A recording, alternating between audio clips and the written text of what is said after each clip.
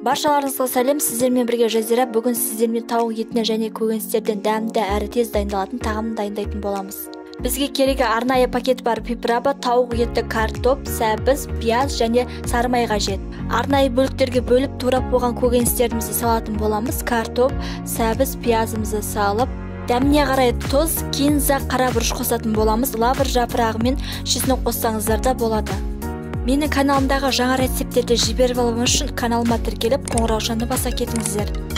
Алдын ала бөліктерге бөліп турап болған тауық етіміздің үстіне пипрабамызды қосып жақсылап араластыратын боламыз.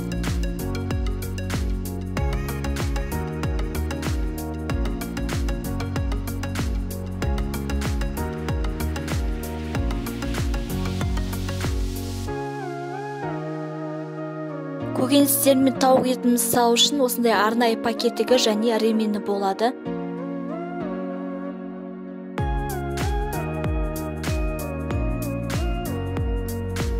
Көкөністеріміз бен тауық етімізді қосып араластырып аламыз.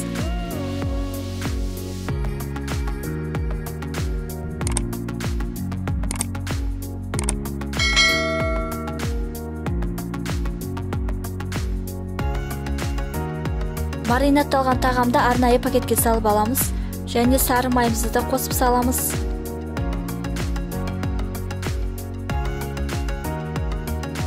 Пакеттің аузын буып аламыз.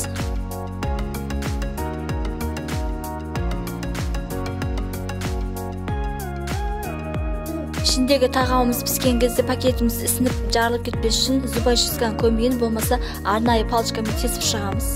180 немесе 190 градуста 1 сағатқа пісіріп аламыз. Біздің тағамымыз дайын. Осындай дәмді әрі сочный, әдемі болып шығады. Сіздерге де жасап көруге кеңес беремін. Ұнаса каналыма тіркеліп, қоңыраушаны баса кетіңіздер және құрбыларыңызбен бөлісуді ұмытпаңыздар. Сіздермен бірге болған Жазира.